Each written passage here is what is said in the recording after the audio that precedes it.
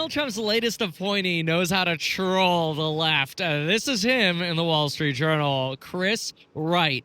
Let me tell you a little bit about this guy and how he could affect your investments in oil, energy, solar, Tesla, Enphase, you name it. So Donald Trump appointed this guy, subject to confirmation, of course, to head the energy department of the United States.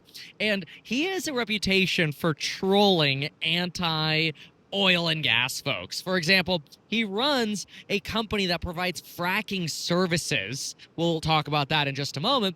But he tried to get North Face sweaters and puffers and jackets. And North Face denied him because he was in the oil and gas industry. So he decided to buy billboards and trolled North Face by saying, the North Face puffer looks great on you. It was made from oil and gas, fossil fuels. Basically trying to slap them in the face that without oil, you can't have plastics.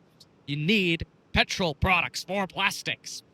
So this is the kind of guy you're working with here. He's also written, in part likely with his staff, a 180-page report on how climate has gotten so politicized and polarized that you're actually hurting the ability to have cleaner oil and natural gas because everything needs to be 100% green.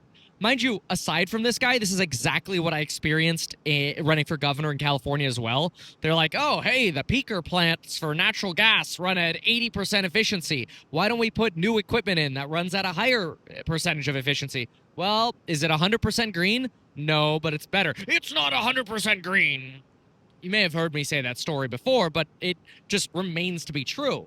Climate politics are so polarized that unless something is perfectly green to certain individuals, nothing ends up getting done. Reality is, it's going to be a while before we get rid of oil and natural gas. Anyway, Chris Wright donated about $228,000 plus 45 to PACs and Trump and Republicans during the cycle. So 228 to Trump, 45 to Republicans. But then with his wife, together they donated over $500,000, $540,000 to Republicans and Trump and otherwise. His company is called Liberty Energy, and they're mostly based out of Colorado and Texas. He's a hydraulic fracking guy. They provide fracking services. They do pumps, the machinery, the trucks, the equipment. And the way to sort of separate what he does from a guy who fracks is that you have the speculators and then you have the infrastructure guys. Think of him as like the infrastructure guy, and Liberty Energy will set up the infrastructure for you, maybe even run the pumps for you, service the pumps, sell you the pumps, lease you the pumps, whatever. But they don't take the investment capital and then throw it into the specific oil projects. Oil speculators do that. So it gives you a little bit of a separation on what he does versus sort of how oil investing works. But the company was founded in 2011, so it's only a 13-year-old company. And the company's free cash flow in just 13 years is now $400 million. It has a 5 PE ratio, which is really low, and its net income's up about 40%. That's annual, by the way. And its net income increased about 40% so far from 2022 to 2023. And of course, we can get into the quarterly reports to look at some of the 2024 numbers. So their income is actually popping during the Biden administration. And that may be because oil prices were actually higher. But if you look now, their stock has been underperforming a bit. And so have really all oil stocks, including Occidental Petroleum, who supports this guy, by the way. Occidental Petroleum is a big Warren Buffett investment. And really what happened is there are so many concerns over larger demand for oil throughout the entire world. Slowing economy in China, slower consumer confidence in China, European Union that's growing at maybe 1.3% projected for next year, which is very low. Germany, which is probably in a multi-year recession. All of these are lowering the demand for fossil fuels, as well as concerns about potentially more supply opening up with OPEC Plus, which includes Russia. In addition to Donald Trump's drill baby drill attitude, which seems like it would be good for this guy's attitude or a company, but if oil prices go down, you get less oil speculation. So that might be why his company stock is trading down a little bit. The guy's an MIT mechanical engineer, so he's obviously got, brain upstairs.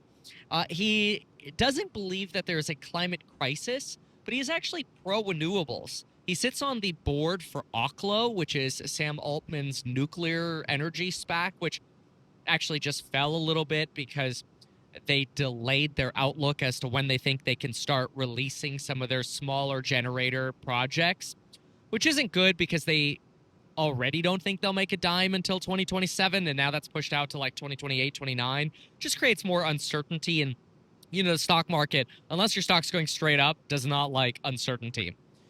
They also, by the way, sued the SEC over climate change disclosure rules, and he's testified before House committees before against SEC rules on climate change disclosures. It's kind of worth noting, though, that the impact from the Trump administration on energy companies, or what this guy might end up doing to, let's say, the solar industry or vehicle industry, all remains TBD.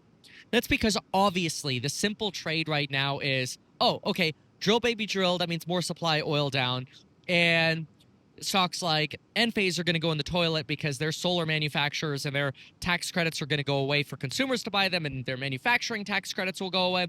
And even though Tesla's going to lose its energy vehicle tax credit, Tesla basically has Trump in its pocket, so Tesla to the moon.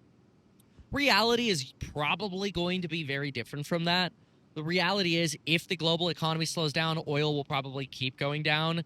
And as we drill more, oil will just get even cheaper, which actually makes it less desirable to transition to an electric vehicle or solar anyway, because natural gas for heating or oil for heating or gasoline for your car is cheaper. Something to keep in mind. But on the flip side, as a benefit to companies like Tesla and Enphase, I don't believe people like this want to destroy U.S. manufacturing for even clean tech. Like, I don't think he's anti-clean tech. I think he's anti-woke clean tech. I think that's a fair way to put it. Like, so simply put, he's pro-solar, pro-nuclear, but in a balanced way, to where we realize there are drawbacks of renewables as well, so let's balance those. So when you take this guy's attitude, which obviously is pro-oil and natural gas, but somewhat balanced, maybe he's like a 60-40, 70-30, as opposed to like fully extreme one side. When you balance this with the likelihood that Republicans in Congress are probably going to want to support, I love it when the plane tilts, the gimbal does not like it, but whatever. Republicans in Congress are probably not going to want to kill manufacturing entirely in the United States for the green energy biz.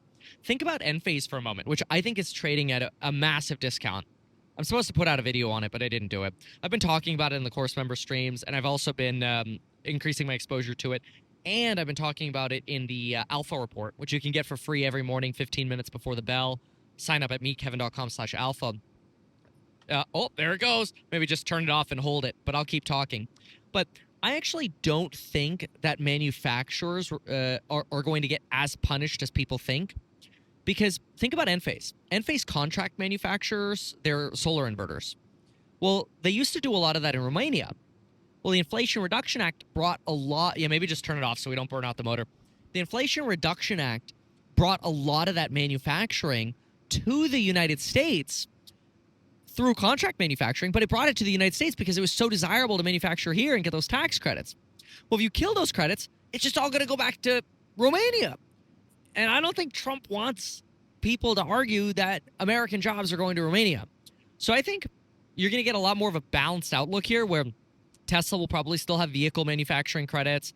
The solar biz will probably still have energy manufacturing credits, maybe less on the consumer side. I don't know.